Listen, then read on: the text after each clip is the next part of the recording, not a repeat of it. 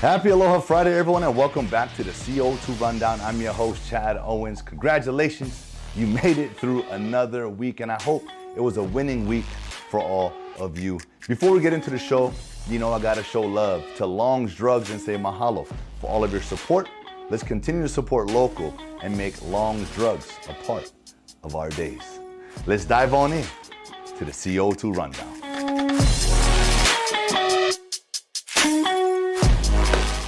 It's pregame. It's the day before one of the biggest games, the biggest stages that our UH Rainbow Warrior football team will be playing on, and that's in Michigan at the Big House, 100,000 fans in the stands. That's going to be an experience, and like I said last time, that's what this is about. That's why we play this game. That's why we play college football. And if you're following along the week, a lot of the players, that's what they're talking about.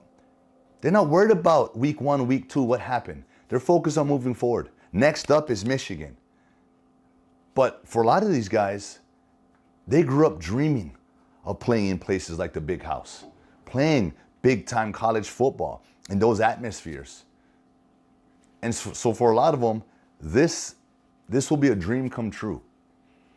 You know, percentages of people making it to the NFL are slim. It's small. That's why it's very important as an athlete to enjoy every single moment, all the experiences that you can throughout that process. And, you know, we normally be sitting down with head coach Timmy Chang, but they're on the road. So for today, I've got another UH legend, icon, former UH Warrior, walk-on, sort of paved the way for guys like myself, 11-year NFL player, former coach of the University of Hawaii, one that I got to learn a lot from and played for, Coach Rich Miano, who's still doing so much amazing things in the community and in the football world. I'm sitting down with him today. We're going to go over this pregame. We're going to talk about what our Rainbow Warriors are facing, what their focus needs to be in a game like this. All right, so I'm excited about it. Can't wait for you guys to check this out. Let's go, Bows. All right, hey. Coach Rich Miano, thank you so much for joining me here on the pregame show on the CO2 Rundown. Hey, I introed you. Everyone knows who you are. Legend, icon, UH walk-on, paved the way for me.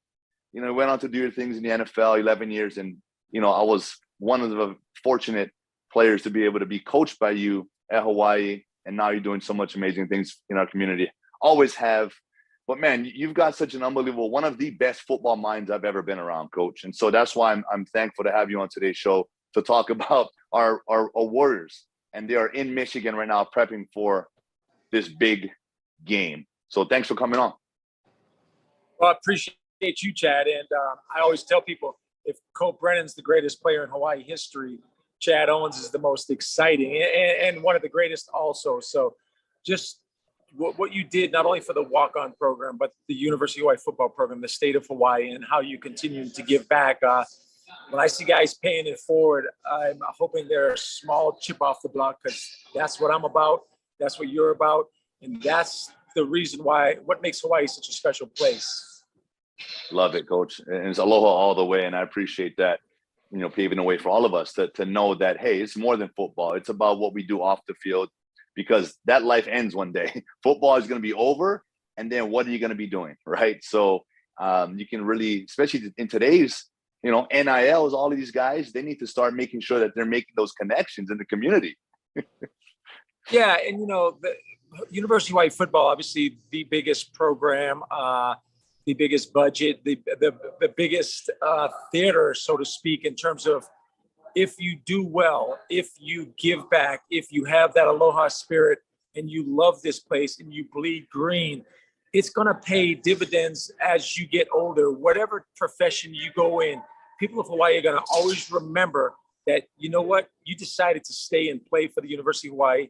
You cared about this university, this institution, and you're a fabric of this community. So, for all of us that still live here, for all of us that are paying it forward, for all of us that bleed green, what better place in the world to live? We're blessed with such natural beauty, obviously the weather, but more importantly than that, great people who we're all connected somehow. It's like 1 degree of separation. Whew, man, you touching people right now, Coach. All right, this week we got a big game. We're at the big house, 100,000 fans. What is our focus right now for the University of Hawaii Rainbow Warrior football team? Well, you almost hope that those guys did their walkthrough in the stadium on Friday so they can take all their pictures and do their social media and kind of just, when you walk into that stadium, I mean, it's hard not to be just in awe of how big college football is in the big house. So you want to walk in there tomorrow, Saturday, with focus, with concentration, with a sense of purpose. And so, this is a huge game for guys that want to play at the next level. This is a huge game for the coaches as well as the whole program in terms of establishing yourself as a program that's growing, that's going to continue to get better, that has learned the lessons of the first 2 weeks. And I think that's what people want to see. They want to see them play hard. They want to see fundamentals. They want to see tough football, and they want to see an offense that scores points, because that's what has been kind of the history of Hawaii football. Yeah, I love it. Right now, in your opinion, do we have an identity yet? Who are we as a football team right now? And I said this on Bo's Football Final, another podcast that I do with Rob DeMello and those guys. You can't really judge this team probably till week 9, week 10, because it's 3 new coordinators, because it's 53 new players. It's 26 new starters on, the first game of the season against Vanderbilt. That was an SEC opponent.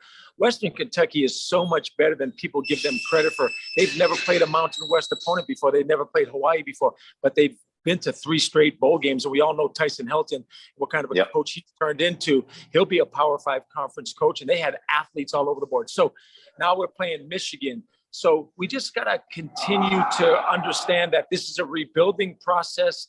These are new systems. It's going to take time, but I think we want to see consistency. We saw the offensive line play well the first week. They struggled the second week.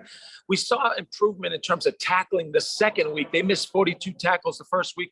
I bet you they only missed about 15, and you're never going to have a perfect tackling game, but they had more people to the ball. They were put in bad field positions. There were 6 turnovers by the offense. So right now, we don't really have an identity either offensively or defensively, but that old saying is you're only as good as your last game. Well, defense made an improvement. I thought offensively we regressed, and that's where the identity needs to come in, because everybody remembers June Jones and the run and shoot and the success of this offense and the Chad Owenses, the Devon Besses, the Colt Brennans, and all the great players offensively. They want to see touchdowns. They want to score points, and right now we're struggling scoring points. And be quite honest with you, we have no sacks. We only have 1 takeaway on defense.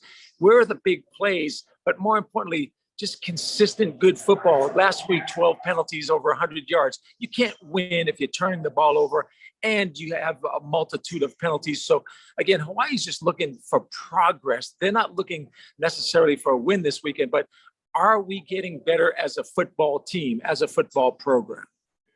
Yeah, I love that. And that's why I asked that question, Coach, because I knew that's kind of where we were. And I want the fans, want everyone to understand that, this is a process, and it's not going to happen overnight. And, these boys, they come to work every single day. They put in the work, they grind, and they just need that time to sort of create their identity, find that. And, the guys stepping up. And with that, who, in your opinion, who steps up tomorrow? Who doesn't let the big lights, the big moment be bigger than them, and they just embrace it? Who do you think steps up? Well, I think the offensive line, they're, I think, 4th in the country in terms of 120 starts amongst those 5 guys. And it may be Sergio Muasau instead of Stefan Bernal-Welt. So they do have a potential injury at that position, but that's an experienced position, and they have to protect. They have to be able to run the ball. They have to play action pass. But I'm also looking for, I thought Panay Pavihi showed that he could be more of a sideline-to-sideline player last week. I thought the corners did a nice job, and they're going to have to, because they're going to see better athletes than they've seen all season long. And I think those 2 groups, we're still going to be asking the question, who is the quarterback? Because apparently Joey Yellen started, and he struggled last week. And I'm a big fan. I'm getting to be a bigger and bigger fan of Braden Shager, only because he can make most of the throws. And if he makes good decisions moving into Mountain West Conference play and the FCS team of Duquesne next week, maybe we can start winning some games, and maybe we can start scoring some points. But they're going to have to make a decision on this quarterback thing and get that guy the reps, because as you know, because you've been through so many years of the run and shoot, you guys would have 100 plays on a Friday because of the timing, because of the consistency, and because of all the looks that you may see and all the scenarios. You guys were ready to roll on Saturday. Maybe the toughest practice in college football was your Friday practice. Absolutely. And to add to that, Coach, when you're, especially at the quarterback position, if you're still unsure if you're the guy when you're in there, you're going to force balls. You're going to try to make something crazy happen as opposed to just going through your progression, throwing the ball out of bounds, getting away, not taking unnecessary sack, and not forcing. And that's kind of what I've seen so far. And so, yeah, I mean, I think that guy, whoever it ends up being, just needs to find that calm within the storm and just settle in and just, do what they've been doing their entire lives. Yeah, and then the other intangible, right, is hard for somebody to say, I'm the leader, when you're not the starter, when you haven't had a lot of success. So all those intangibles are so important at the quarterback position. And we talked about the tangibles, which is reps, which is throws, which is reads, which is throwing guys open, which is reading coverages, which is pre-snap reads, all of those things that come into the toughest position in all of sports.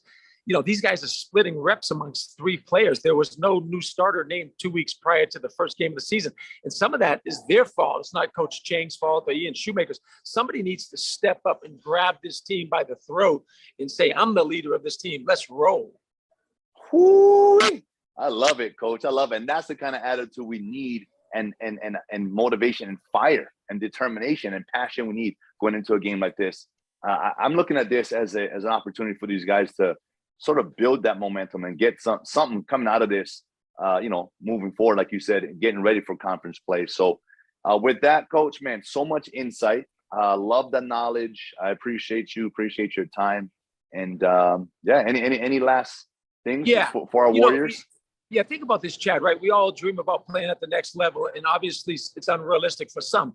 But the guys that played at the next level, the Isaac Sopowangas, the Travis LeBoys, the Pisa Tanoi Samoas. Pisa had 20 tackles against Alabama. Isaac and Travis were all over the field against USC. You had some of your biggest moments, BYU, 342 yards and kickoff returns, as well as, receptions and all that. If you want to play at the next level, you got to prove that you can play against guys that are going to the next level in big boy football. So this is a challenge for every one of these Warriors to win their individual battles, to prove that you are a Division I football player at the highest level. Let's go. Let's go. I love it, Coach. Well, appreciate it, man. Thanks so much for joining me here on the CO2 Rundown. It's the pregame show. I hope to be able to catch you at the next road game and doing this again. Mahalo, Coach. Always a pleasure. And I'll see you soon.